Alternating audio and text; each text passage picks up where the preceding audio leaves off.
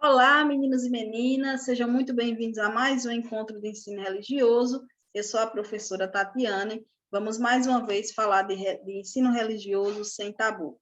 Lembrando que aqui, nesta nossa aula, nós falamos sobre todas as religiões, respeitando e observando os ponto de vista da fé, do respeito e da ciência, certo?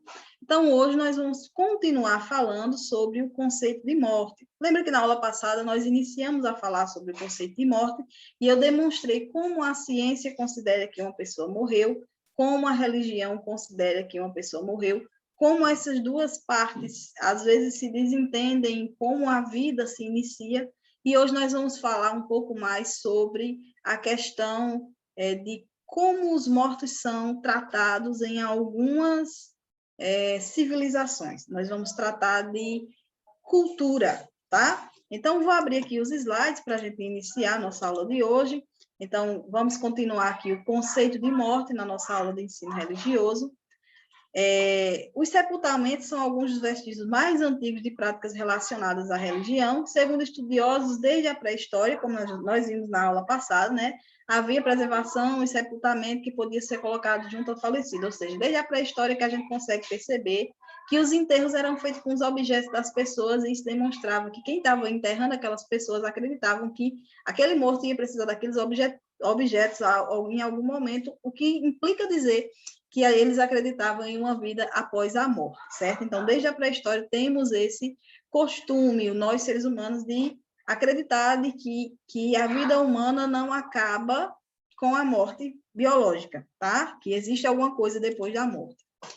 E aí, por conta disso, surgem várias festas religiosas, por exemplo, o Dia de Finados, por exemplo, a Festa dos Mortos, no México, por exemplo, o Festival Obon, no Japão, são alguns exemplos que nós vamos tratar aqui nessa aula de hoje.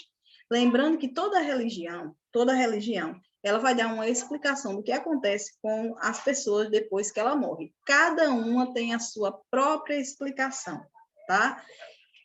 E a verdade de cada explicação dessa vai depender da crença de cada pessoa. Se você acredita no que sua religião diz, é a sua verdade, ótimo, beleza, siga em frente. Se você não acredita, você é uma pessoa cética, não acredita nessas questões de vida após a morte, em alma, então, ótimo, beleza também. Siga em frente com sua crença, mas não esqueça que você deve respeitar a crença do outro, certo? Isso é uma coisa que a gente precisa lembrar sempre. Religião não pode ter tabu. Você pode conhecer todos os rituais, os mitos e os ritos de outra religião que não seja a sua, mas que fique claro que esse conhecimento não deve levar você a fazer críticas destrutivas à fé do outro, certo? Esse conhecimento deve ser, pelo contrário, deve servir para você para que você torne-se uma pessoa mais empática em relação à religião do outro, porque conhecimento, como a gente sabe, é poder, certo? Não esqueça nunca essa frase, conhecimento é poder, sempre. Sempre que você se empodera de um conhecimento, aquele conhecimento fica em você e ele vai servir em algum momento da sua vida. Por mais que a gente estude nesse momento e pense, para que isso vai servir na minha vida? Tantas vezes eu já pensei isso na minha vida de estudante e tantas vezes depois eu já precisei de aquele conhecimento que eu não sabia para que servia, então conhecimento é poder sempre, certo? Vamos um pouco falar sobre essas questões que já estávamos comentando sobre a cultura e as questões de comemoração de mortes, tá? Primeira coisa, vamos falar do Dia de Mortos no México. Pessoal, o Dia dos Mortos no México é um evento, certo? É um evento muito grande, muito diferente do que a gente está acostumado aqui. Vejam aí essa foto, tipo uma festa muito grande, certo? Então, o Dia dos Mortos lá no México é tão importante que a Unesco já transformou esse dia, esse festival, em patrimônio imaterial da humanidade, certo? Então, já é uma coisa que pertence a toda a humanidade, é um patrimônio cultural imaterial da humanidade. O Dia dos Mortos, ele tem o dia, o grande dia, onde acontecem as maiores festividades, mas esses preparativos começam no dia 31 de outubro e ele vai até o dia 2 de novembro, que coincide com o Dia de Finados aqui no Brasil, certo? Então, lá no México, é um dia que não existe tristeza. O Dia dos Mortos lá no México é um dia de grande alegria. É comemoração, é dança, as pessoas se fantasiam e saem nas ruas. Eles colocam oferendas nos cemitérios para aquelas pessoas, seus familiares que já se foram, fazem altares dentro de casa, oferecem comida aos espíritos daqueles seus familiares que já se foram, certo? Existem danças que são tradicionais para esse dia. O nome da dança é Oxaquenha, certo? Oxaquenha. E essa dança, ela vem da cidade de Oaxaca. Na cidade de Oaxaca, no México, é onde essa festa dos mortos, ela é mais forte, certo? É a tradição mais forte lá no México, é lá em Oaxaca. As pessoas se fantasiam assim, ó, dessa forma, parece um Halloween, e é muito divertido. E existem eles fazem essas caveirinhas de doce, e tem 3 tipos diferentes de caveirinha, cada uma tem um significado. Uma é para adoçar a vida, outra para se concentrar, e a outra é para você saber que a morte não é o fim, e tudo mais. Então, é uma tradição muito bonita para relembrar os antepassados, lembrando que, apesar de ser uma festividade muito alegre, não é uma festividade desrespeitosa aos que se foram, pelo contrário, lembra-se daqueles que se foram com muita alegria, tá certo? Então, para a nossa cultura, parece que pode ser um desrespeito. Não, mas assim, é um momento de relembrar, de ter boas lembranças daqueles que se foram, certo?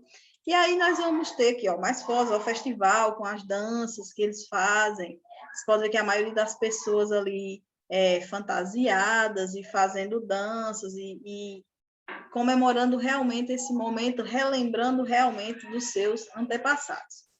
Nós vamos ter aqui o Dia de Finados no Brasil, que diferente lá do México, é um dia de celebração de muitas religiões, católicos ortodoxos, anglicanistas e luteranos, todos comemoram o Dia de Finados. O Dia de Finados aqui no Brasil é um momento de mais oração, de mais compenetração, é um momento onde as pessoas vão estar mais concentradas em oração, pensando ali naqueles que se foram.